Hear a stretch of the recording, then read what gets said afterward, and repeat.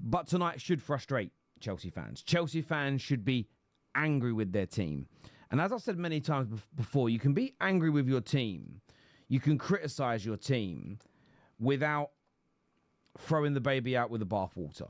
And I stand on it. You don't have to go Maresca out just because you're angry. You don't need to say all the players are bad. You don't need to say all the new signings are crap. You don't need to be that polarised. If you want to be a famous TikToker overnight, if you want to be a fake sort of fan, YouTuber, you can go very viral very quickly by just going over the top every minute of every day. That's doable. If that's your thing, go and do it. Like, I'm not against you doing it. Be you, man. Live your life. Be happy. But Chelsea fans should be angry. They don't need to throw the baby out with the bathwater. And they should be angry because tonight was such a hard Premier League game. And you get the win, and it's what I call a champion's win. You get the 3 points, and I think it demonstrates a new level in the Premier League for this Chelsea crop, which is rotated the team. Some injuries as well, but rotated the team. Palmer, Cucurella, Reece James on the bench, to name a few. Starting 11 wasn't good enough. And I think if you hadn't made those changes, it would have carried on in a similar vein, and Brentford may have scored a second goal on the counter. Didn't quite work. Maresca tried something, didn't work, but rotation is key, and certain players need to get game time. But you have really good depth with Cucurella, Reece James, Palmer coming onto the pitch, Garnacho late. Chelsea just sort of forced their way back into the game. Palmer's goal, I thought, was excellent. The cushion down header from João Pedro, more GA for him. A wonderful, instinctive, beautiful finish from Palmer. This is the next level. This is the why I think Chelsea will be in the title race to some degree versus winning it. It's that getting this game seen out. You know for a fact Liverpool are not dropping points the way you did. Arsenal, unlikely to. Chelsea in your pomp. The best Chelsea teams we've seen. Some of the best English sides of all time. Jose's Chelsea. Twice. Carlo Ancelotti's Chelsea. Thomas Tuchel's at his best as well. You see that game out. Champions win. Not at your best. Not a performance that's going to live long in the memory. But you walk away and you're like, yes. Because you know you're going to get better. And I did think your second half performance warranted a win. Yes, Brentford were great on the counter and they were value in the game. But I just felt both your goals were such high quality, you deserved it. But the issue, I mean, it was predominantly set pieces tonight. You were susceptible to the counter-attack, but everybody is. And as much as I know some football fans nowadays are creating these really weird expectations. And you see this in all walks of life. You know, people just sort of trying to make themselves in the dating world, I think men call it like a high-value man. And there is some stock in that to be as high value as possible. But those sort of levels and the standard people are pushing out is getting so high it's almost unattainable by multi-billionaires with the world at their feet, let alone your average Joe like me. So sometimes you've got to be very mindful of where you are. We're doing it in football. And you can't be brilliant in every single game. You simply can't do that. It is impossible. Twisted Bubba here in the comments saying, I am high value. You may be in your own mind, my friend. You may be. And I think this is where sort of Chelsea fans, still need to get behind their team. But it was just that sort of, the biggest issue I felt tonight in this game, you fought your way back into it. I lost my train of thought reading one of those comments. You fought your way back into it. I think you deserved it. It's one of those games where you go away feeling really happy because you look at it and go, I know my team can get through that adversity. So yes, a bit of a lack of concentration at the end, especially from Alejandro Garnacho. And I think there'll be a real disappointment amongst Chelsea fans tonight because he was so influential and involved in what should have been the winning goal, fell asleep at the back post. But there is a wider issue that Garnacho shouldn't take the full blame for. And that is that all night Chelsea had major problems with set pieces. 2, 3, 4 touches every single time Brentford crossed the ball, threw the ball into the box. Rob Sanchez getting involved in pushing players around, getting involved. Maybe he should have been focusing on catching the ball rather than the players.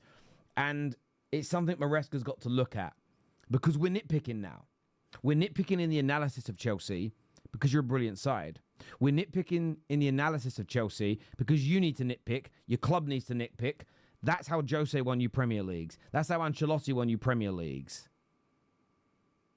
That is how the best managers in the world win the league titles. The difference between first and second is nitpicking. Minor details, by and large. Some years you'll get a team that wins it at an absolute canter. It's easy. But by and large, it is details. Defending those set pieces better should be the first point of call in training the next time you get to work on sessions. Work on those set pieces. Because I think what's going to happen is teams are now going to target that. Well, we know Chelsea are a little bit susceptible to set pieces. And you don't want that tag. Do you know why? I'm a Man United fan. And being susceptible to set pieces, teams start cheering when they get corners and throws like they've got a penalty. You don't want to go anywhere near that. So you need a couple of games now where everything's just getting headed out first time, more aggression, more authority in that box, and clear your lines. And this is what I was actually talking about earlier before I lost my train of thought. The counter-attack element, there's very little you can do. And I genuinely mean this. I think we're overanalyzing football when we say, oh, God, we've got to stop these counter-attacks against us. Do you know why? Because every team in the world at the moment is susceptible to counter-attacks from Premier League teams anyway. I don't watch the rest of the world, but definitely from Premier League teams. All of our teams and all of our squads are full of so many players that are strong, quick, and pacey. And unless you don't want your team to attack, you're always going to be susceptible to a counter-attack. So I do think the set pieces are an issue. I think concentration, that mentality through to that final whistle. Chelsea fans tonight, whether you're in West London, whether you're in East London, whether you're anywhere in England or anywhere around the world, don't attack your team. I don't believe that I've got standards. You don't show you're a bigger fan by being ridiculously angry and nasty. There are times when we all lose our temper with our football club, and I'm not suggesting you shouldn't be angry. But don't throw baby out with the bathwater. Don't put ridiculous, unnecessary pressure upon your team. Don't create ridiculous standards. But be assertive. Show your frustration and demand areas of improvement. Concentration through to that final whistle and those set pieces. I think if you do better in those two areas, again, you start picking up more points. And I am nitpicking. And I am being pernickety when it comes to Chelsea because I believe you're a fantastic team. I'm not going to treat you like I would treat Spurs. I'm not going to treat you how I treat my own club, Man United, right now, who are at the fledgling stages of a journey. You are a season or two away from being one of the best teams in the world. You've got to be harsh. You've got to be harsh. Whiplash harsh, if you know what I'm talking about. There are some things to be positive about, though. Palmer, back from injury, looking like he's ready to go. Caicedo today, forget the goal. I mean this in a positive way for Chelsea, but a horrible way for me. He's like a wasp, right? And you might not get the analogy when I say it out loud. And you'll go, I hate wasps. Wasps don't hate wasps. Wasps love what they are, right? And what I mean by that is every time you think, oh, Brentford might be through, the fucker's there. You know when you're having a picnic and you go, oh, I think he's gone. I'm going to get my sandwich out. Fuck, he's on my hand again. I'm going to have a drink. Oh, he's on my cup.